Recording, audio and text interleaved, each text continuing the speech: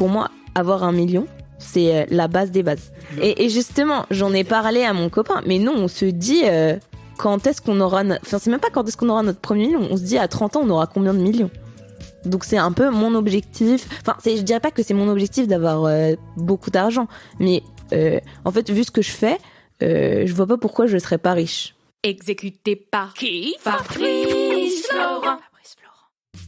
Bonjour, bonsoir, bon après-midi à toutes et à tous et bienvenue dans ce nouvel épisode d'Histoire d'argent. 3 vendredis par mois à partir de 6h du matin, on discute avec mes invités de leur rapport à l'argent, comment le perçoivent-ils, comment ils le gagnent, comment ils le dépensent, comment ils l'appréhendent, tout simplement. Je suis Fabrice Florent, je produis des super podcasts d'interviews et de discussions, en tout cas moi je les trouve super, et je crée des contenus. Je fais parler des pères de paternité, des mères de maternité, des gens de leur rapport au succès, je prends des mecs entre 4 yeux pour leur parler de masculinité, je fais causer des gens de leur rapport à l'argent et de plein d'autres thèmes que je vous invite à découvrir en allant sur mon site fabflorent.com, fabflorent.com.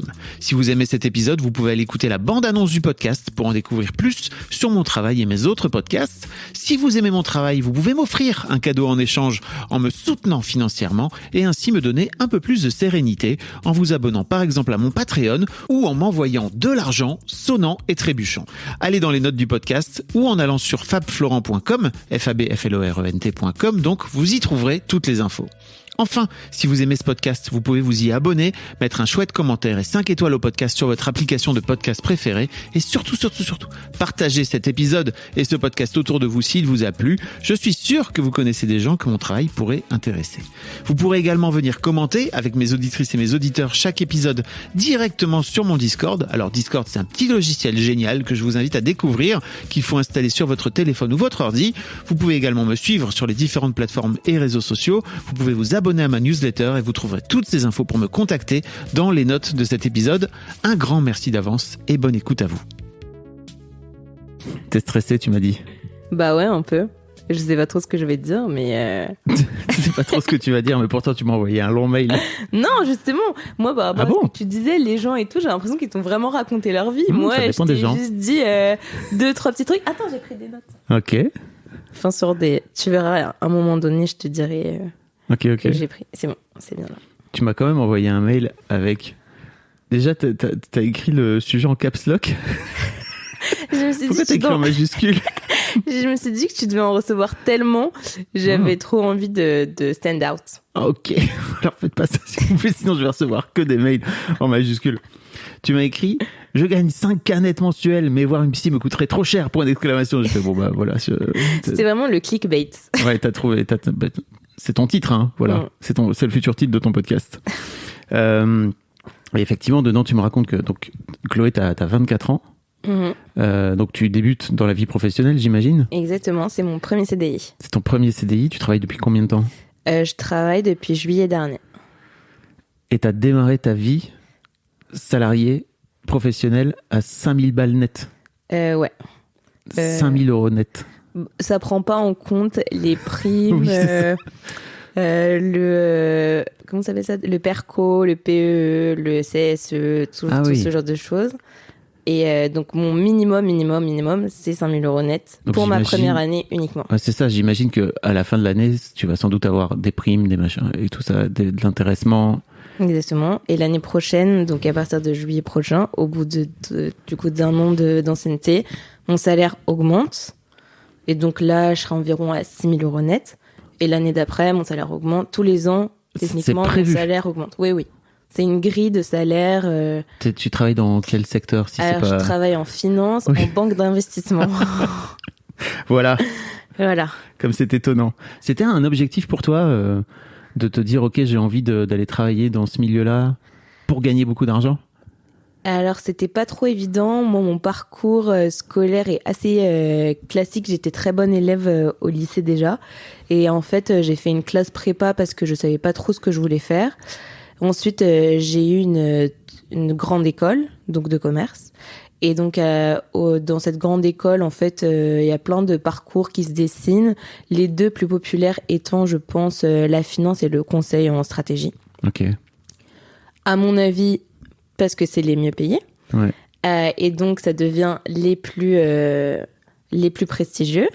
Et donc, moi, j'étais toujours un peu obsédée par cette idée de faire le parcours le plus prestigieux. Donc j'ai continué. La finance me correspondait plus parce que j'avais une meilleure affinité avec les chiffres. Et donc j'ai fait mon premier stage, qui a été le moment où j'ai été le moins bien payé dans ma vie. Donc c'était à 2 000 € net. Désolé pour tous les gens qui nous écoutent et qui travaillent depuis 25 ans. Et... Oui, non, mais je suis assez consciente. Et donc après, j'ai fait un deuxième stage qui est encore mieux payé à 3 000 € net. Et ensuite, je suis allée pendant 6 mois à New York faire de la finance, où là, j'étais payée 4 500 € net. Ouais. Ok. Donc finalement, de finir à 5 000 balles, tu te dis, bon, bah, c'est assez normal, quoi, par rapport à ton... Oui. Ok. Et j'imagine que c'est assez normal dans le milieu. C'est assez normal dans le milieu. Ok. Oui, T'es voilà. pas dans une boîte qui paye extrêmement bien par rapport au reste. Alors moi, je travaille dans une banque anglo-saxonne, donc il y a de meilleurs fixes. Ok. Parfois même de meilleurs bonus, mais même dans les banques françaises, je pense qu'ils doivent être un peu moins bien payés, mais dans cet ordre de grandeur. Et tu m'as dit que ça t'avait un peu fasciné d'écouter ce podcast parce que tu t'étais rendu compte qu'il y avait des gens qui forcément gagnaient moins d'argent que toi, mais tu le savais pas. Non, alors c'est pas ça. Je savais que les gens gagnaient moins bien que moi, mais je ne savais pas que les gens se pensaient super privilégiés de gagner autant. En fait, je me suis rendu compte que beaucoup de gens avaient une sorte de culpabilité de gagner bien leur vie. C'est comme ça qu'ils le disent. Et en fait, je me suis dit, mais attendez, moi, si j'ai ce salaire-là, je serais trop déprimée, quoi. Ok. C'était plus ça, me dire qu'on n'avait pas du tout tous la même définition de la réussite financière ou professionnelle ou autre. Parce que donc j'étais dans un lycée privé, j'ai fait une classe préparatoire assez connue en France et à Paris. J'ai fait une grande école et en fait j'ai grandi. T'as fait le truc de l'élite, quoi.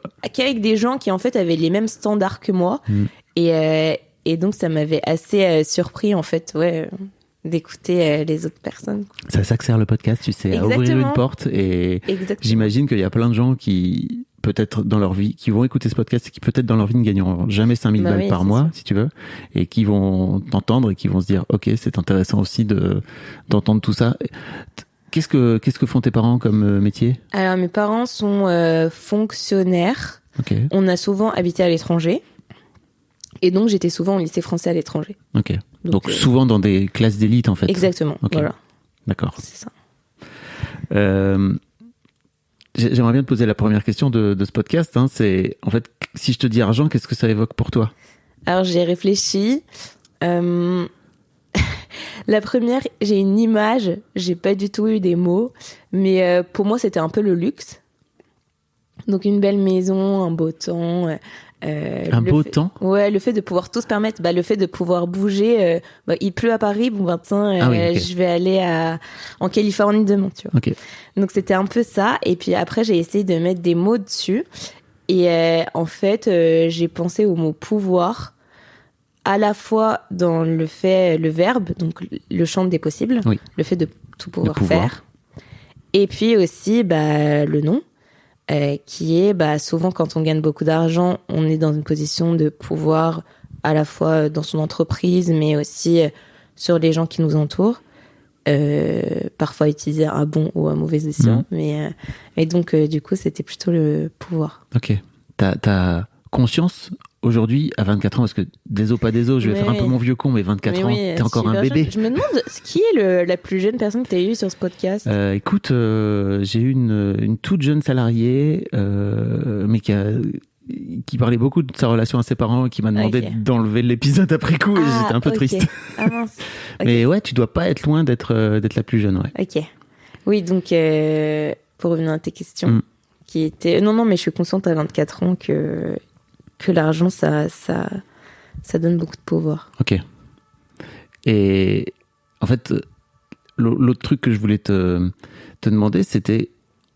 En fait, mais on va reparler après de... Moi, il y a un truc qui m'a intrigué dans ce que tu as dit tout à l'heure, c'est... En fait, si je gagnais autant que ces gens, ou aussi peu que ces gens, si j'ai bien compris que les gens que t'écoutais, je serais déprimé. Qu'est-ce que tu veux dire par là? Juste en sachant qu'il y a beaucoup de gens qui gagnent plus. En fait, les gens que j'ai écoutés dans le podcast, ils ont l'air tout aussi intelligents, tout aussi bosseurs. Pour moi, il y a aucune raison qu'ils gagnent moins, quoi. C'est plus ça. Et je serais vraiment déprimée par le fait de me dire, mais attends, il y a des gens qui sont pas mieux que moi, entre guillemets, et qui gagnent moins pour... après la même énergie qu'ils mettent dedans. Ouais, mais tu te rends compte qu'en ayant tu te rends compte qu'en ayant choisi cette voie-là, t'allais aussi vers la voie de l'argent. Oui, oui. Ok. Ah bah oui. Ok. Bien sûr. Non, mais je veux dire, en sortant d'école de commerce, t'aurais pu faire n'importe quoi choses. d'autre, ou t'aurais peut-être, tu vois, démarré à plutôt 2000 balles net ou 2005 grand max, quoi. Oui. Ouais. Non, mais oui. Mais après, honnêtement, je me suis jamais imaginée, en fait, avec cette fourchette de salaire. Ok. Pour toi, Voilà. c'était tout de suite, il faut que t'ailles chercher un max. Voilà, ouais, non, mais je me disais qu'en fait, j'avais très bien bossé toute ma vie à l'école, que je m'étais donné à chaque fois, que j'avais fait de bonnes recherches de stage, que j'avais fait de bons stages, que j'étais sérieuse. Donc, il y avait aucune raison que je sois moins bien payée que les personnes qui gagnaient 5 000 euros par mois. Tes parents sont fonctionnaires, mais fonctionnaires plutôt haut placés, c'est ça? Plutôt moyen, bien placé. Ok. C'est-à-dire que en termes de fourchette de salaire, tu sais combien gagnent tes parents? Non. Ok. Non, j'ai aucune idée de combien gagnent mes parents. En revanche, donc je sais que mon rapport à l'argent est lié forcément à mon éducation. Donc C'est déjà vachement bien de le savoir à 24 ans, non, si je puis me permettre. je sais. Et donc mes parents gagnent bien leur vie. Et mon père est a un comportement d'épargnant extrême. Ok. Donc, il a beaucoup épargné. Il a acheté des biens mobiliers. Donc, il peut vivre aussi d'une rente. Ok. Voilà. Et donc, en fait, j'ai le souvenir en grandissant qu'il fallait pas trop dépenser parce que, en fait, on allait mettre de côté pour devenir plus riche. On va y venir. Voilà. Oui, Parce que je crois que c'est un peu ça ton souci, c'est ça. C'est que c'est pas forcément simple Ouais. de profiter de cet argent finalement. La deuxième question, c'est en fait, est-ce que tu peux me rappeler un souvenir, ton premier souvenir par rapport à l'argent? Oui. Alors en gros, comme j'ai dit, j'étais au lycée à l'étranger et il se trouve que donc le collège était éloigné de là où mes parents habitaient. Et donc, j'aimais pas manger à la cantine, c'était un truc de loser au collège. Ouais. Et donc, en fait, mes parents me donnaient de l'argent de poche pour aller manger la semaine, pendant l'heure du déj. Et en fait, j'ai le souvenir que je ne mangeais pas, ou que je mangeais un truc en bas de la fourchette, quoi, et que je gardais l'argent. Et là, si tu me demandes en fait ce que j'en faisais, j'en ai aucune idée. Je pense que je n'en faisais rien, mais c'était là le premier moment où j'ai juste épargné pour épargner. Et donc, en fait, à la fin du mois, je me retrouvais, je sais pas moi, avec 50 euros de toutes les fois où j'avais pas mangé. Et juste, j'avais cet argent. Et donc, t'en faisais rien de particulier pour te faire plaisir? Non, peut-être qu'une fois, j'allais m'acheter, je sais pas moi, une petite chemise ou un truc comme ça, mais j'avais pas un projet en particulier. Ok. C'est juste que c'était mon argent.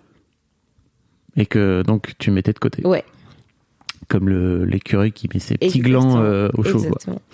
Ok. Et donc aujourd'hui, ce que tu me disais, c'est que tu gagnes 5 000 euros net et tu te rends compte que, en fait, ça serait bien pour toi d'aller voir genre une psy ou un psy, j'en sais rien, et qu'en fait, t'as un vrai blocage par rapport à ça, rapport au fait que ça coûte de l'argent. C'est pas que ça. Alors oui, Ok. alors j'ai un problème avec le fait que les choses coûtent de l'argent, malheureusement. Ok. Mais en fait, j'avais déjà vu une psy à la fin de ma prépa. Et donc, ça s'était très bien passé, etc. et tout. J'ai arrêté de la voir parce que j'en avais plus besoin. Et donc, à l'époque, je payais le tarif étudiant. Et donc, en fait, là, je ne me voyais pas y revenir parce que c'est quand même quasiment le double. Et j'étais en mode, mais attends, c'est une blague, on va exactement parler de la même chose, mais je vais payer le double. C'est pas juste, j'ai pas envie de le faire. Ça coûte trop d'argent. Mais tu gagnes combien de fois plus que quand t'étais en étudiant? Techniquement, en étudiante, je gagnais pas d'argent, mais après, mes parents étaient très généreux, donc j'avais beaucoup d'argent de côté. Mais c'était sur le principe, quoi, en fait. Et juste, et en fait, le fait de me rendre compte que la vie coûte plus cher maintenant que je suis salariée, donc, qu'il n'y ait plus toutes les réducs étudiantes, enfin, même, par exemple, ma carte bancaire me coûte plus cher maintenant. Mais. T'es saoulé? Bah oui, bien sûr, j'ai négocié. Et voilà, en fait, c'est tous ces trucs et c'est justement la liste que j'ai notée. Okay. Donc, toutes les petites radineries que je fais au quotidien. Ok.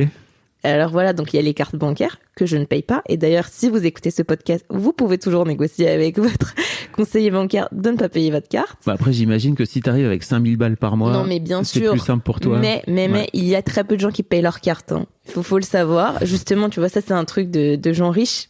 Mais les gens riches ne payent pas leur carte. Oui. Même pas parce qu'ils ont beaucoup d'argent dessus, mais juste parce qu'ils promettent d'avoir beaucoup de produits et donc ils trouvent toujours le moyen de négocier. Ok. Donc voilà, donc j'ai refusé de la payer. Alors, donc il y a eu le truc de la psy, donc depuis que je paye plus le tarif étudiant. Et là, la pépite, tiens-toi bien. Donc j'ai pas de box chez moi. Non. Tu vas taper le wifi du voisin. Depuis le Covid, donc mon voisin... Non. Tu vas taper le wifi du voisin. Non mais mon excuse aussi, c'est que franchement, je l'utilise jamais. Je suis jamais chez moi, je travaille tout le temps au bureau. Et j'ai un truc 4G quand même que je paye cher. Donc en fait, j'ai pas de truc. Et donc vraiment, mais te le dire, c'est une honte extrême. Ouais. Personne ne sait ça à part mon copain. Donc...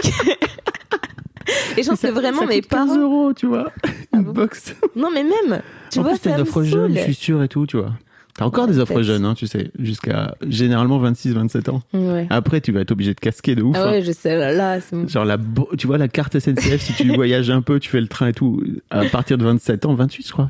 Ouais, c'est fini. Tu peux plus. Non, mais donc voilà. Donc j'ai des petites tics comme ça où j'ai pas envie, où je trouve que c'est trop cher et je comprends pas, en fait. Ouais, non. Ok.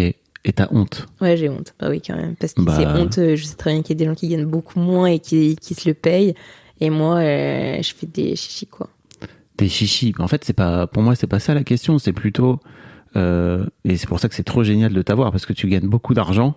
Et en fait, il y a plein de gens qui gagnent moins d'argent que toi et qui se disent, ok, l'argent, c'est un truc qui doit circuler. Ouais, c'est un truc qui permet de pouvoir avoir, en plus, j'imagine que tu connais, quoi, si tu bosses dans la finance. Dans la finance. Et toi, tu te dis, non, moi, je vais le garder pour moi, je vais m'asseoir dessus sur mon petit Adore, quoi. Bah, un peu, ouais. Okay. Parce que justement, avec honte, en plus. Avec honte. Parce qu'on en a parlé avec mon copain, et donc, en fait, qu'est-ce qu'il fait ton copain dans la vie? Il travaille aussi en finance. Il gagne beaucoup. Alors, justement, on a parlé. En fait, à deux, on gagne quasiment 13 000 € net. À 24 ans. Vous êtes bien, les gars. Vous devez faire partie des 2% les plus riches en France, quoi. Ouais, peut-être. À 24 piges, peut-être même 1%, en fait, j'en sais rien, en fait. J'ai pas les stats, mais... Si, j'ai regardé, moi, et en fait, de mon salaire, non, c'était plus 4%. Ok. Lui, je sais pas, mais donc plus. Oui, mais je veux dire, tous les deux. À deux, exactement. À deux, si vous mettez le couple ensemble. À deux, c'est beaucoup. C'est bien de s'en rendre compte. Non, mais on sait. Ouais. Non, mais je sais. Mais quand même, tu vois, même si je gagne beaucoup d'argent, je sais qu'il y a des gens qui gagnent moins et qui, en fait, vont le dépenser, en fait, tout simplement. Et moi, je gagne beaucoup plus et j'ai tellement peur. Je sais pas si j'ai peur que ça s'arrête. Je pense pas que ça va s'arrêter. Mais j'ai peur. Il faut que je le garde. Et ton copain, il dit quoi de ça? Mon copain, il a un rapport beaucoup plus sain, entre guillemets. Donc non, lui, il dépense, bien sûr, pas de façon démesurée. Mais oui, il dit que j'ai un problème avec l'argent. Et lui, il vient d'un milieu plus modeste ou il vient d'un non. milieu plus tranquille aussi, quoi? Non. Après, je pense que justement, ses parents sont moins conscients que du coup mon père. Oui. Et donc, il n'a pas vécu avec ce rapport de il faut mettre de côté absolument. Ok. Tu as déjà parlé avec ton père de pourquoi il avait besoin d'épargner? Il y a une forme de peur aussi derrière. Il y a une forme père de famille. Je lui en ai pas parlé, mais je sais. Donc mon père vient d'un milieu très populaire et c'est un miracle en fait que il ait gagné autant dans sa vie. Il a beaucoup travaillé, il a trouvé les bonnes affaires entre guillemets. Il a beaucoup investi, etc. Il s'est beaucoup privé, je pense aussi. Okay. Donc c'est ça. Donc mon père c'est carrément un transfuge de classe. Donc je sais d'où ça vient, forcément. Mais moi qui ai toujours grandi dans une petite bourgeoisie, je me l'explique moins. Bah si, t'as refilé sa peur. Oui, bah oui. Que ça peut s'arrêter du jour au lendemain, je crois que... Oui, mais techniquement pour moi ça s'est jamais arrêté, quoi. Moi j'ai grandi avec une cuillère d'argent dans la bouche, j'ai été dans les meilleures écoles. Quand j'étais étudiante, je crois que j'étais plus aisée, entre guillemets, que la plupart des salariés parce que mon père me donnait quand même beaucoup d'argent. Mon père paye encore mon loyer. Quoi? Oui, voilà. Mon père paye encore mon loyer. Ok. Tu vois? Donc, c'est même pas... là, sur les 5 000 balles, j'ai pas de loyer à payer. Et pourtant, donc, j'ai toujours peur. Je me dis toujours, non mais attends... déjà, la richesse de mes parents n'est pas illimitée. Mais en plus, sait-on jamais... je sais pas, ça peut s'arrêter. Ça peut toujours s'arrêter, en fait. Et pourtant, moi, j'adore mon métier. Donc, je sais qu'il y a beaucoup de gens qui font de la finance, justement, pour pour mettre de côté, etc. Et qui détestent ça. Exactement, qui pensent à une reconversion très vite. Mais moi, j'adore mon métier. Je fais vraiment partie de l'une des rares personnes, en tout cas dans ma banque, à vraiment viser le poste le plus haut gradé, etc. Parce que j'ai trop envie de rester. J'adore ça. Pour l'instant, en tout cas, parce que oui, en tout cas pour l'instant. Bien sûr. Tu fais ce job depuis pas très longtemps. Oui, je fais ce job depuis pas très longtemps, mais en fait, les premières années te dégoûtent déjà de ce qui peut suivre. En plus, j'avais déjà fait 1 an et demi de stage avant dans le milieu, donc je sais. Mais pour moi, c'est complètement une réalité possible que de rester jusqu'au bout. Et là, on est sur des fourchettes de salaire mirobolantes. Oui. Et donc, en fait, techniquement, ça n'a pas de raison de s'arrêter. Alors, l'un des trucs qui peut s'arrêter, c'est il y a une crise financière en 2008. T'as vu, on est en plein dedans. Après, plus, là, moi, je suis pas liée aux activités de marché justement. Donc en fait, au contraire, quand ça se passe mal, généralement, ça se passe mieux pour moi. Mais bon. Waouh. Et qu'est-ce que tu dis en fait, toi, tu vois, du haut de tes 24 ans, parce que c'est un sujet, je crois que les gens vont se poser, c'est-à-dire de participer. Tu sais, il y a toujours une quête de sens aussi, souvent chez les gens qui font des écoles de commerce aussi, où tu viens bosser justement en conseil ou en finance pendant 2, 3, 4 ans, et tu te dis au bout d'un moment, non mais en fait, qu'est-ce que je suis en train de foutre à part juste faire gagner plus d'argent à des gens plus riches, et t'en as un peu conscience de ça? Tu vois un petit peu de quoi je parle? Ouais, alors je vois, mais en fait, je me sens horrible de dire ça, mais je suis pas à la recherche de sens. Ok. Pas du tout. Okay. Et en fait, j'ai toujours vu le travail comme une façon de gagner de l'argent. C'est un salaire. Donc, en conséquence, je suis aussi moins exigeante sur les conditions de travail, par exemple. Tu bosses comme beaucoup. Une acharnée. Voilà, je bosse beaucoup. Quand tu dis beaucoup, ça veut dire? Alors, en ce moment, ça se passe. Il y a pas beaucoup d'activités, donc ça va. Mais ça m'arrive de pas sortir avant 1h, 2h du matin, plusieurs semaines comme ça, de travailler mes week-ends. En fait, on est aussi bien payé parce que on est un peu, on donne notre temps complètement. Puis un peu, il y a un côté corvéable à merci. Enfin, j'ai des amis qui ont bossé en banque et ils avaient pas, pour le coup, ils avaient pas de week-end du tout. Voilà, exactement, ça dépend impossible vraiment, mais. Et ils bossaient effectivement jusque genre minuit, c'était vraiment. C'était une bonne journée. C'est une bonne journée. Ils prennent leur après-midi quoi quand ils se barrent à minuit. Ouais. Ok. Et toi, tu te dis, bah après je comprends, tu vois, t'as 24 ans et tu te dis, ok, j'ai envie de. Tu mets toute ton énergie dans ton travail finalement. Exactement. Et donc, j'imagine que ton mec fait pareil. Ouais. Okay. Mon mec est plutôt pareil. Après, lui, il travaille en marché, donc c'est pas exactement la même chose. Okay. Mais lui aussi, il est très dedicated. On peut nous appeler à n'importe quel moment. Je sais qu'il y a beaucoup de gens pour qui c'est problématique, ils aiment pas justement être esclaves de leur employeur, etc. Et en fait, pour moi, c'est vraiment un échange, quoi. Okay. Et c'est faire comme échange, c'est très juste. Je suis grassement payée et en fait, en retour, je travaille comme je peux. J'espère qu'on pourra se revoir dans 3-4 ans, quoi, tu vois. Ça serait cool. La suite de Chloé. Ouais. Non, mais parce que souvent, alors je comprends en fait ce truc-là, tu vois. Et moi, de ce que j'ai vu, des gens qui ont pu travailler dans ce milieu-là et tout, il y a un côté où en fait, tu vois, il t'essort et il y a un moment donné où t'as plus de jus, quoi, tu vois. Et donc c'est vrai que généralement, ça arrive au bout de 3, 4, 5 ans, tu vois. Mais en même temps. Enfin, je comprends aussi l'idée de te dire, j'ai de l'ambition. Je suis quelqu'un de très ambitieux. Okay. Voilà. Par exemple, j'ai écouté un de tes podcasts, je sais plus, qui travaille dans un artisanat, je crois. Ouais. Et il avait dit à son frère, moi, j'aurais 1 million, tu vois. Et en fait, pour moi, avoir 1 million, c'est la base des bases.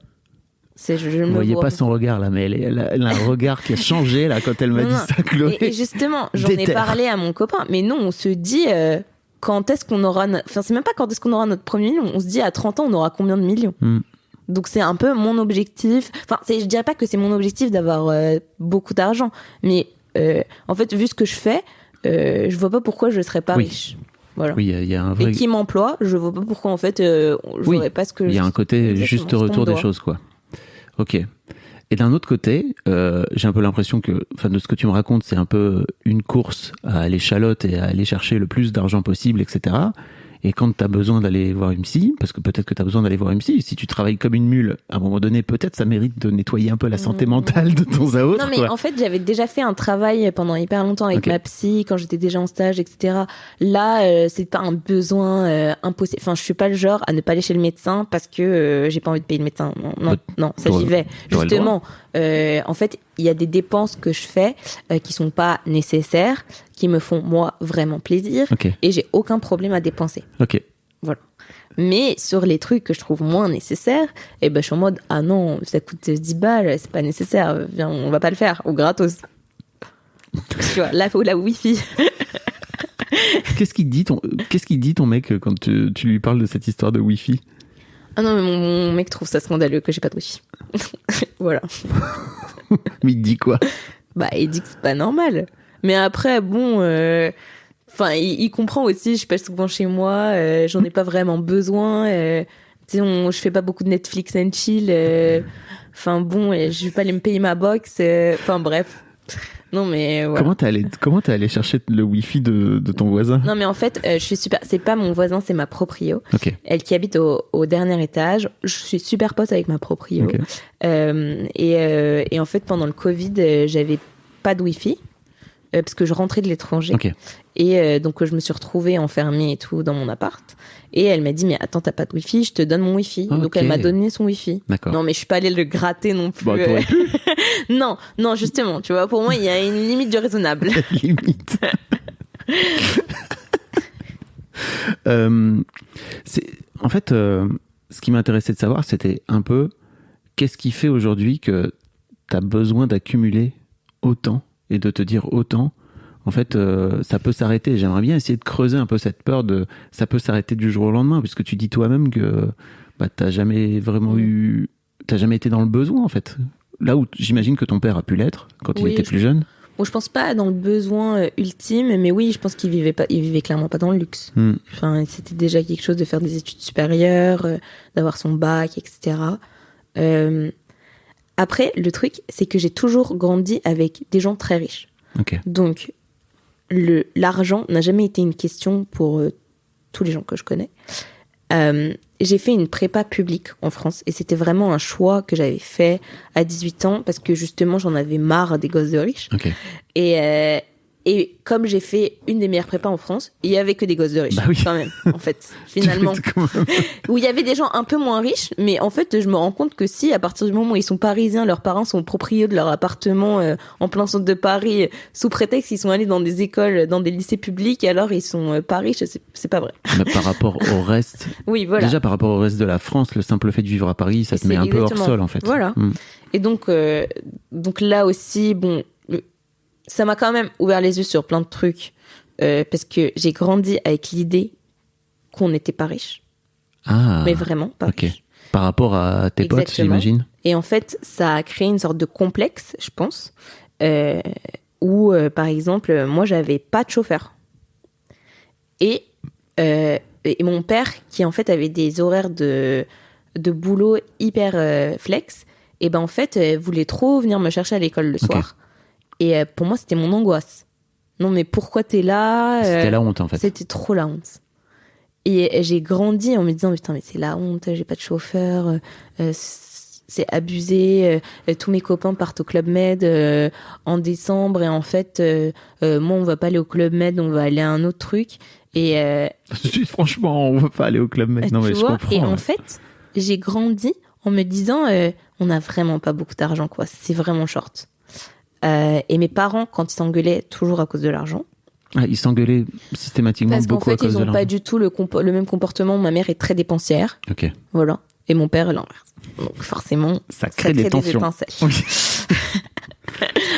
Et donc j'ai grandi comme ça en me disant que j'avais pas de thunes. Et j'étais et je pense que c'est pour ça que je suis devenue très bonne à l'école. D'ailleurs, c'était, je crois en la mobilité sociale, quoi. Je crois au mérite. Je crois à l'école républicaine. Et en fait, je vais me donner à fond et j'aurai plus de problème d'argent. Et c'est en ayant 18 ans... En même temps, tu étais dans des lycées privés... Oui, mais je me rendais pas compte, tu vois. Je me rendais pas compte. Je me disais pas, déjà, ça coûte une blinde, le lycée en soi.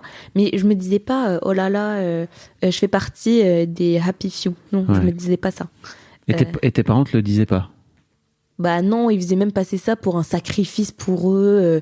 Je me souviens, un jour, j'avais dit à mon père, non mais si j'ai pas la filière que je veux en seconde, je vais redoubler ma seconde. Et là, il a pété un câble. Il m'a dit, mais attends, tu te fous de ma gueule ou quoi? Tu crois que je vais repayer ton année de seconde pour que tu fasses un choix de princesse? Et en fait, t'avais qu'à travailler pendant ta seconde, tu vois.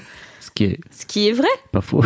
Ce qui est vrai. Et en fait, j'étais déjà bonne à l'école. Je sais même pas pourquoi j'ai dit ça, mais en fait, je me souviens vraiment de cette scène. Et je me souviens que, en fait, bah oui, mes parents me payent l'école, mais à côté, j'ai pas le chauffeur, tu vois.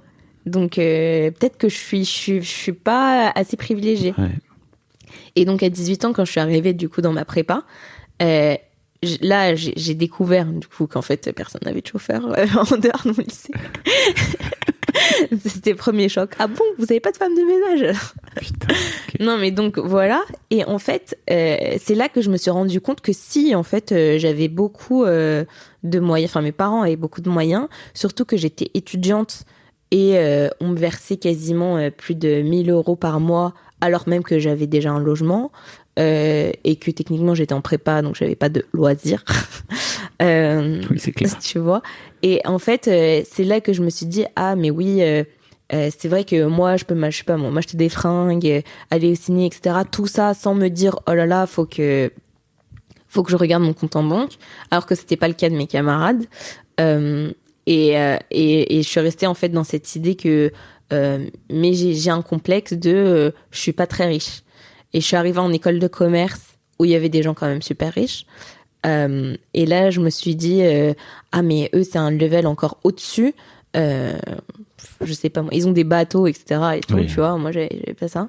Et non papa, on n'a pas de bateau, merde. Ouais. T'exagères, tu chies dans l'école. Qu'est-ce que t'as rien branlé là de ta vie là? Tu vois, donc je me disais attends, ils ont 15 maisons de vacances, moi on a une maison de vacances.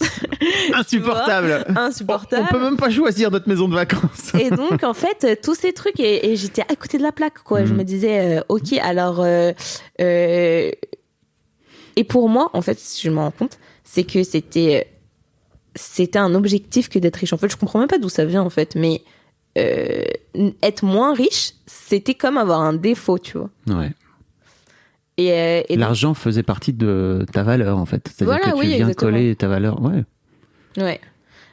Et donc en fait c'est un vrai gros problème, tu sais, dans notre société globalement, c'est-à-dire que effectivement les gens qui gagnent moins d'argent se voient comme moins valorisés. Ouais. Et je comprends pourquoi en plus, hein, tu vois, c'est-à-dire que dans le grand jeu du capitalisme, c'est normal. C'est ça. Alors que, comme tu dis, en fait, tu vois, pour moi, les profs qui sont payés genre 2000 balles par mois, c'est une honte, quoi. Et oui, c'est scandaleux, tu vois. Ils sont là pour former la jeunesse de demain, quoi, tu vois. Mais donc ouais, pour toi c'était une forme de valeur, le fait de gagner de l'argent, ça te mettait des points en plus entre guillemets quoi. Et ça venait combler ce complexe quoi. Ça venait toujours répondre à ce complexe. Puis après donc j'ai commencé à gagner de l'argent donc maintenant et je me rends compte que en fait je dois mettre de côté pour un peu équilibrer la balance, pour me remettre un peu au niveau de ces gens là, tu vois. Parce que moi j'ai pas non plus un grand patrimoine. Ouais.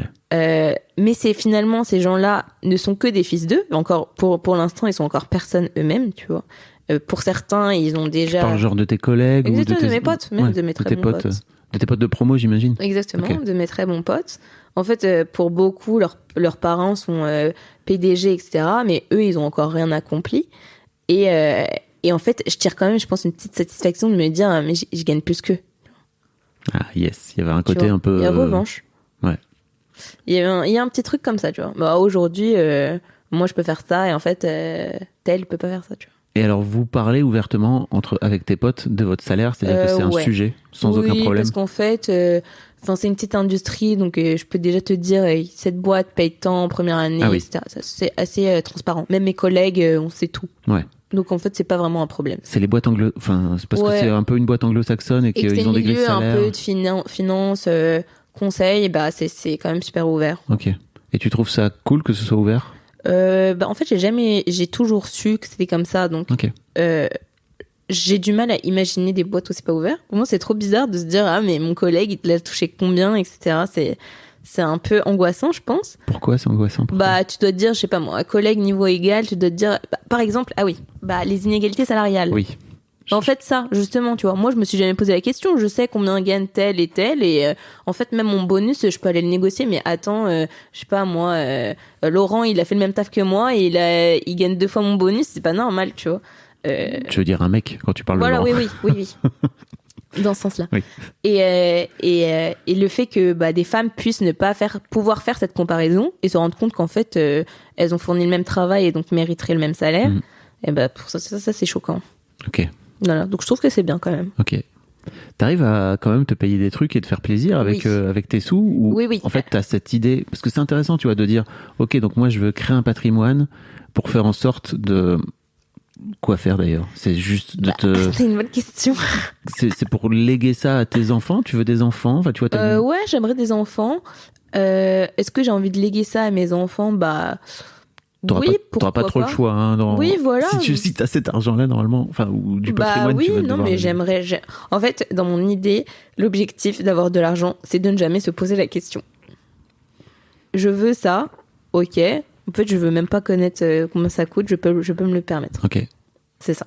Mais ça a pas l'air d'être aussi fluide que ça, puisque tu poses aussi la question, tu vois, de, ok, la psy, oh non, en vrai, j'ai pas envie de payer 2 fois plus cher. Je suis au tout début. Je me dis que peut-être dans 2 ans, je me poserai plus la question parce qu'en fait, dans mon compte en banque, j'aurai beaucoup plus d'argent, tu vois. Parce que là, j'arrive quand même à beaucoup épargner.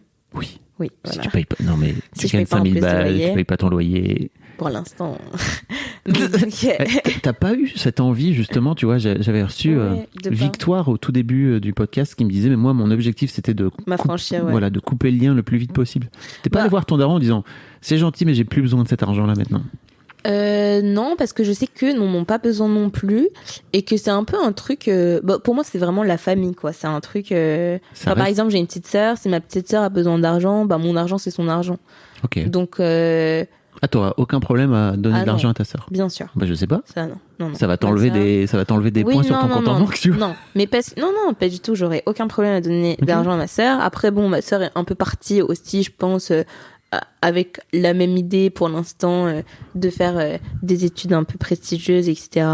Elle a 16 ans, c'est ça? Oui, voilà. Elle sait qu'elle veut faire une prépa, etc. et tout. Mais donc non, je me suis jamais dit faut que j'arrête de prendre l'argent de mes parents. Je sais que mon copain par exemple, et que même mon copain verse de l'argent à ses parents, alors qu'ils n'ont pas besoin. Et pourquoi il le fait, apparemment, donc on en a parlé. Bon, c'est pas grand chose quand même, mais, et je crois, apparemment, ils se rendent même pas compte, en fait, puisqu'ils versent à un compte que ses parents n'utilisent pas, mais il leur verse quasiment 300 balles par mois. Ok. Ce qui est quand même quelque chose. Et il dit, il gagne 8000, c'est ça? Oui. Ok. Et il dit, ça va. 300 sur 8000, ça va. Mais lui aussi, hors bonus, oui, etc. 300 sur potentiellement 10, 12 lycée à l'année, quoi. Exactement. Ça va. Mais juste l'idée de le faire, moi, j'y penserais même pas, en fait. Ouais. Mais parce qu'il c'est pas lui au micro, donc j'imagine que tu vas pas parler pour lui. Mais s'il veut venir, avec grand plaisir. Mais il a besoin de rendre, c'est ça, quelque part? Je pense. Okay. Ouais, je crois que c'est ça. Alors que toi, tu considères que c'était normal, en fait, que tes darons te payent tout ça? On a grandi, en tout cas, en se disant ça, que c'est un peu la place des darons. Et qu'il y a la place des enfants. Après, quand eux seront plus vieux et potentiellement n'auront plus de revenus, ça serait un peu à moi de prendre en charge. Après, je pense qu'il n'y aura pas besoin avec mes parents. En principe. Je crois aussi. mais sauf si tout s'arrête. Sauf si tout s'arrête. Ça n'a pas de sens. En plus, je vois même pas ce que ça voudrait dire tout s'arrête. Encore une fois, dans ton métier, tu peux avoir un crash financier. En fait, oui, mais tu trouveras toujours d'autres banques pour te prendre. En fait, les gens surestiment le phénomène. Globalement, tu peux faire n'importe quel métier, toi, aujourd'hui. Et puis, je pourrais faire ce métier dans n'importe où dans le monde. À New York, à Londres, il y aura toujours un besoin, quoi. C'est pas... Et donc, pourquoi faire en sorte d'accumuler du patrimoine comme ça dans ta tête, où t'as ce truc de, c'est pour arriver, comme tu disais, au niveau de tes potes, c'est ça? Il y a un truc un peu de course comme ça? Déjà, je saurais même pas te dire c'est quel niveau de mes potes. Bah ouais, parce que s'ils ont des yachts et 15 maisons de vacances, tu peux y aller, quoi. C'est pas... Non, et puis encore une fois, ça c'est les parents de mes potes. Et justement, je trouve que le truc sympa, c'est qu'en devenant là adulte, c'est mes potes Et leurs parents, c'est plus la même chose parce que, encore une fois, moi, j'ai les parents de mes potes, certains dépensent à tout va, ils ont aucune intention de leur laisser quoi que ce soit, quoi, tu vois. Donc, elle est bien belle la maison de vacances si en fait, ils vont la vendre dans 2 ans pour se faire le voyage de leur vie. Oui. Donc, tu vois. Donc voilà, je trouve quoi que c'est qu'il quand arrive, même... normalement, quand t'as beaucoup d'argent, il y a un moment donné où Non, bien sûr. ça ruisselle, comme dirait l'autre. Ça ruisselle vers les enfants. Donc voilà, mais et je sais pas pourquoi j'aime bien mettre de côté. Bon, après il y a l'idée de peut-être je vais acheter mon appartement, etc. Donc là j'entends. Mais sinon je sais pas. Ok. T'arrives à te faire plaisir, là je vois que t'as une belle montre, par exemple. Mais un cadeau de mes parents. T'as acheté un truc cher depuis le mois de juillet, là cher. Bon, en fait, je m'achète parfois des trucs. Je me suis acheté ces bagues qui coûtaient 600, les deux. Mais je me fais plaisir, je sais me faire plaisir. Non, mais je te justifie pas, hein, j'étais là en train de dire, je te promets. Mon copain me dit que c'est un peu paradoxal parce que je suis là, en fait, comparer toutes les assurances habitation sur le marché pour payer la moins chère. Mais je vais quand même me payer des cours de tennis à 60 balles, prendre des compléments alimentaires qui me coûtent 100 balles par mois, enfin, ce genre de choses. Tu t'achètes quand même des trucs, quoi. Oui. Non, je m'achète des trucs. Mais c'est sûr qu'il y a un côté assez fascinant dans tu vois, le temps que tu peux passer à essayer d'économiser, comme tu dis, 10 ou 20 euros, alors que c'est du temps. Et en fait, je sais pas si tu as écouté cet épisode avec Christian Junot, en fait, le temps, ça se rattrape jamais. Ouais. Tu peux pas rattraper le temps. Alors, j'imagine qu'à 24 ans, t'en as peut-être moins conscience qu'à mon grand âge, où moi j'ai 45 ans, je sais que je suis arrivé à plus que la moitié de ma vie, tu vois. Ouais, mais tu sais pas. Ouais. Bah, j'espère, hein, putain. 90 piges complètement croulant. Salut! Bienvenue dans l'histoire de vieillard. Alors aujourd'hui, on va parler des dents que j'ai plus, mon dentier. Comment bien coller son dentier? Au secours. Donc non, tu vois, je comprends en fait que t'es pas forcément conscience du fait, tu vois, que ce temps-là que t'es en train de passer pour économiser 10-15 balles. Ouais. Et tu vois, quand tu dis pouvoir, justement, qu'est-ce que ça t'évoque, l'argent, c'est le pouvoir. En fait, j'ai l'impression aussi que quelque part, tu t'enlèves ce pouvoir-là en faisant ça. Peut-être. Bon, écoute, une piste de réflexion. Mais oui, pour les 10 balles, etc. Bon, après, j'ai pris l'exemple le plus flagrant, tu vois. Mais mon père, déjà, me disait, il faut pas faire d'économie de bout de chandelle. Donc, je sais. Ok. T'as l'impression qu'il en a fait, lui, des économies de bout de chandelle? Qu'est-ce qui fait que tu fais ça, toi, aujourd'hui? Non, je pense pas qu'il en faisait. Ok. Mais ouais, c'est trop débile. Je sais pas pourquoi j'en fais. Parce que t'as peur. Ouais, mais bon. T'as peur que tout s'arrête. En fait, je sais pas, je pense qu'il y a aussi un truc de. J'ai pas envie d'être une pigeonne. En fait, je vais pas payer. Enfin, je sais pas, je reviens sur le truc de l'assurance ou la carte. C'est la même assurance. Je vais pas te la payer 2 fois plus cher. Je sais la valeur qu'a l'argent, tu vois. Ok. Ah, tu sais la valeur qu'a l'argent. Enfin, dans ce sens-là, au moins, tu vois. Que ma carte, je la paye à 10 balles, alors que mes copains, ils la payent 0. Je vais pas la payer 10 balles. J'ai le même truc. Enfin, il y a aucune raison. Parce que tes copains, ils la payent 0. Exactement. Ouais. En fait, c'est plus ça. En fait, j'ai l'impression, en fait, quand j'étais étudiante, justement, j'avais aucun, c'était hors sol. Je savais même pas combien coûtait un abonnement Navigo, tu vois. Mais, et justement, j'ai l'impression d'avoir perdu trop d'argent. Parce que je savais pas. Tu vois. Et aujourd'hui, c'est ton argent. C'est peut-être différent que... Exactement. Et maintenant, c'est mon argent. Donc, j'ai envie de le compter. Je vois combien je paye. Je vois tout. Et j'ai envie de savoir le gérer. Et donc, en fait, que ma banque me prenne 10 balles tous les mois, il y a une ligne que tu peux même pas lire, en fait. Tu comprends juste que c'est ta banque qui l'a prélevé. Et tu te demandes, mais pourquoi? Et bah, ça, je suis pas d'accord. C'est malhonnête. Enfin, tu vois. Mais non, mais je trouve qu'il y a plein de trucs, en fait, dans le système qui en tout cas financier, qui relève un peu de la malhonnêteté et de prendre les gens pour des cons. Mais toi, tu te rends bien compte que ton argent à toi que tu gagnes en tant que travailleuse dans le milieu bancaire, en fait, tu gagnes aussi ton argent grâce à ce genre de de ligne, non? Non, c'est pas aussi simple que ça. Non, c'est pas du tout le cœur de mon métier. Enfin, moi, je fais des fusions-acquisitions. Donc, en fait, moi, quand Bernard Arnault va vendre son, je sais pas moi, va aller acheter son Tiffany, là, moi, je vais juste lui dire, ok, je te conseille, mais si tu me payes tant, c'est tout. Donc, c'est vraiment un service que je rends. Ok. Donc, c'est pas les petits épargnants. Mais je pense que je pourrais pas faire ce métier, en fait. Le métier bon, j'espère que aucun conseiller bancaire ne m'écoute. Bah, si, sans doute en plus. Bonjour, les conseillers bancaires qui nous écoutent. Non, mais je trouve qu'il y a un peu une volonté de tromper les gens.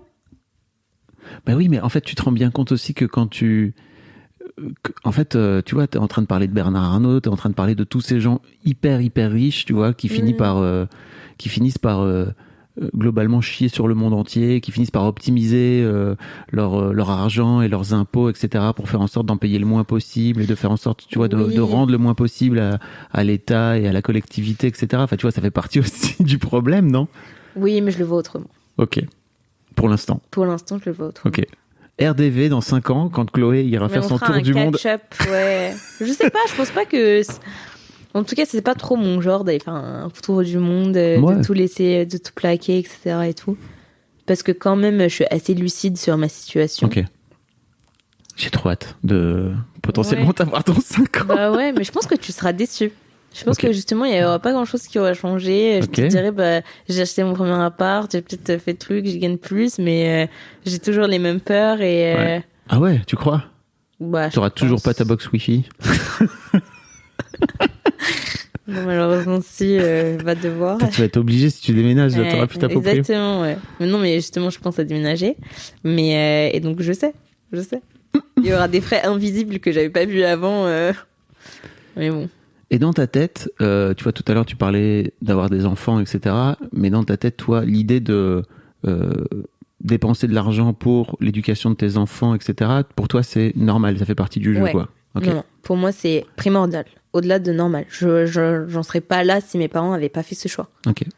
Donc, t'es prête à rendre, finalement, ce que tes parents t'ont donné? Bah, il y a un peu ce truc de je suis responsable de mes enfants. Enfin, si je les mets au monde, c'est pour les aider jusqu'au bout. Après, jusqu'au bout. Mais t'imagines s'ils ont besoin d'aller voir la psy, quoi. Les relous. Non, mais tu vois, si ma sœur me demandait de voir la psy, je dirais ok. Et je lui paierais. Ouais. Mais en fait, c'est vraiment, je pense, mais c'est pour toi, alors? Ouais, je crois. Mais j'ai aucun problème, mais pourquoi tu te... Enfin, c'est un peu comme... pourquoi tu te mets pas le masque... tu sais, quand il y a l'avion qui est en dépressurisé, là.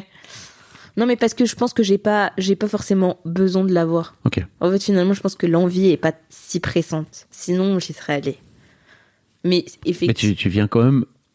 Enfin, ça t'a quand même retenu le fait que ça coûte genre le double. Bah oui. Parce que si ça avait coûté le même prix que... Bah j'y serais allée, je pense. Bah, parce que la différence est quand même sensiblement importante. Bah tu payais combien, genre je payais 40 et là c'est 80. Et 80, je suis désolée, mais ça te fait quand même beaucoup de repas dans la semaine, hein. Tu vois, ça me laisse sans voix. Mais non, mais je sais pas, mais en fait... c'est 80 € pour prendre soin de ta santé mentale. Non, mais je sais très bien qu'en fait, les 80 seront pas... il y aura pas... J'aurai pas besoin que d'une séance, finalement, tu vois. Bah oui. Donc finalement, tout le truc va me coûter le double. Ouais. En fait, j'ai pas l'impression d'en avoir besoin, là. Ok. Parce que même si tu payes, tu vois, je sais pas, tu vas sur une thérapie longue et tu te dis, ok, sur plusieurs années, je vais payer genre 5000 balles par... Mais non, mais ça m'aurait pas dérangé. En fait, comme j'en ai déjà fait une, là, c'était plus une piqûre de rappel, quoi. Genre, tu vois, l'art, l'entrée dans le monde adulte, etc. Finalement, tu m'as vraiment clickbait, quoi, c'est ça? Oui, exactement, je t'ai clickbait. Qu'est-ce que t'as envie de... C'est quoi les trucs que t'as envie de t'acheter avec ton argent, là? Y a pas un truc où tu te dis... Alors, tu m'as parlé de ton appart, mais un truc pour te faire plaisir. Non, mais il y a un...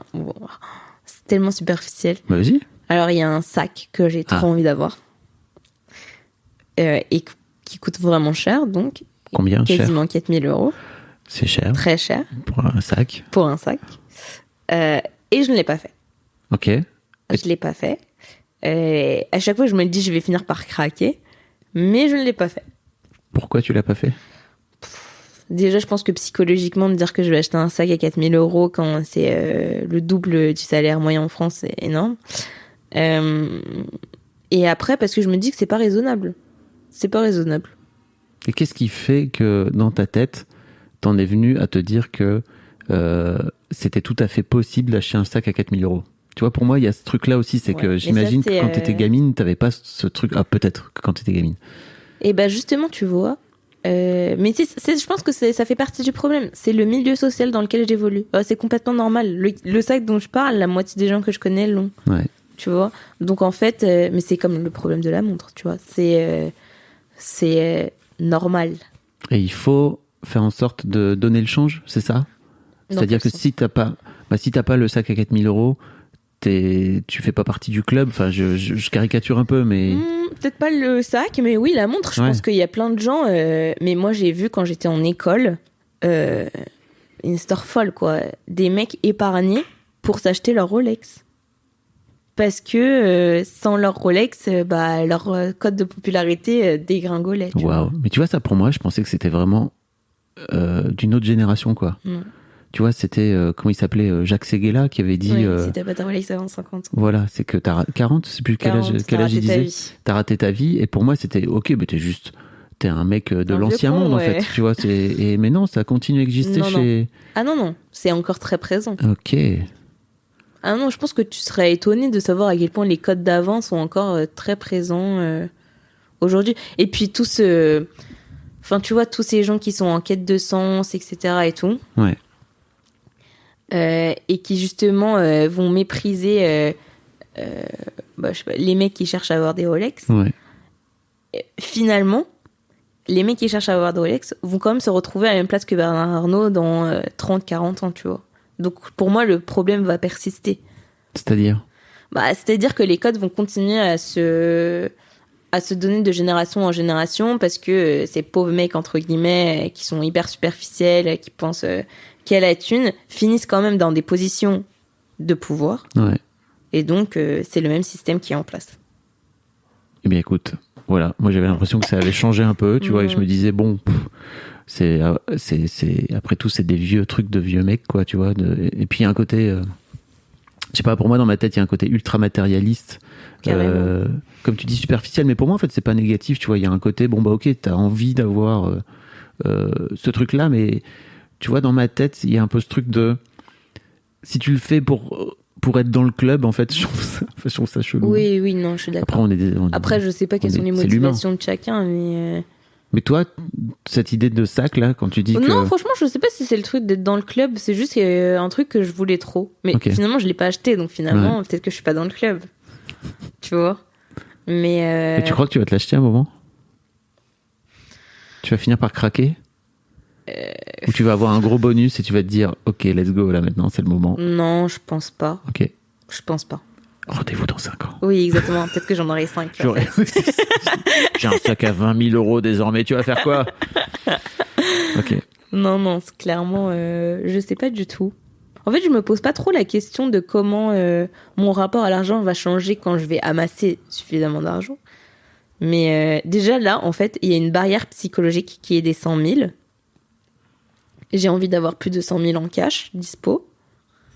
Et je pense une fois... En cash, tu veux dire sur ton compte en banque? Ouais, sur mon compte en banque. Pourquoi t'as besoin d'avoir 100 000 euros? Je sais pas, c'est un truc psychologique, tu vois. Tu dépenses combien par mois? Il y a 1005, je pense. Déjà. Oui, bon, déjà, t'as pas ton loyer à payer. Oui, voilà. Non, mais pas alors, beaucoup. Pourquoi t'as besoin d'avoir 100 000 euros? Il y a un côté... Il y a un truc, il y a juste une barrière, je crois, un cap. C'est un cap. C'est que déjà, quand j'avais déjà pas mal épargné quand j'étais étudiante, là, j'y suis déjà presque, tu vois. Donc, j'ai envie de dépasser le cap. Okay. Ce qui va se produire dans les prochains mois. Ok. Parce que 100 000 euros, en fait, si tu dépenses 1005, même si tu rajoutes un loyer, tu peux le doubler à ce moment-là. Tu peux te dire, ok, je vais dépenser 3 000 euros. Ça te permet de vivre très longtemps sans gagner le moindre euro. Ouais, je sais. Mais c'est pas pour ça, en plus, que je le fais. C'est pas du tout. En fait, moi, l'idée de ne rien gagner, c'est pas vraiment un objectif. Oui. Mais non, mais tu vois, dans l'idée où tout s'arrêterait, cette fameuse peur. Ouais. Non, mais je pense que c'est juste symbolique. Okay. Que c'est comme les youtubeurs qui veulent 1 million d'abonnés, tu vois. C'est un peu comme ça.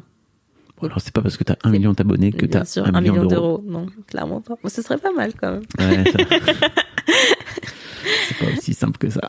Mais non, en vrai, c'est plus c'est un cap psychologique. Okay. Et je pense qu'une fois que j'aurai déjà dépassé ce cap, je verrai bien. De toute façon, je pense que je vais devoir me fixer un autre cap, forcément. Oui. La nature humaine étant comme elle est.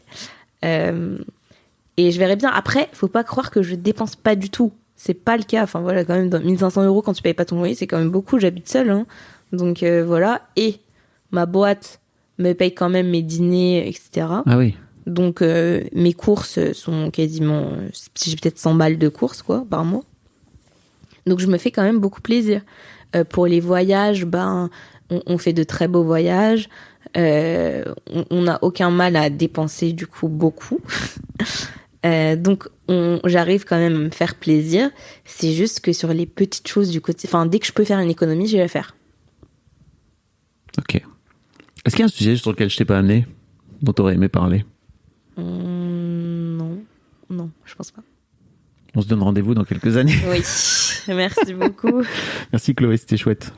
Merci de nous avoir expliqué. Je sais pas si tu as écouté cet épisode et peut-être que j'invite les gens à aller l'écouter.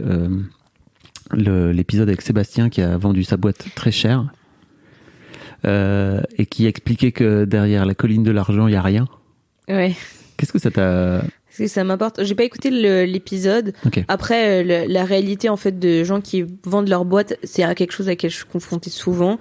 En fait, d'ailleurs, il y a une troisième voie autre que finance, conseil. C'est maintenant créer sa startup pour la revendre. C'est le meilleur cash out. Donc, en tout cas pour ces gens-là. Faut réussir. Hein. Oui, voilà, faut réussir. Mais donc en fait, maintenant d'ailleurs, c'est à la mode et il y a beaucoup de gens qui disent être en quête de sens pour créer leur start-up, mais en fait, je les vois déjà venir. C'est l'exit qui les intéresse le plus. C'est l'exit, tu veux dire, c'est la revente. Oui, exactement.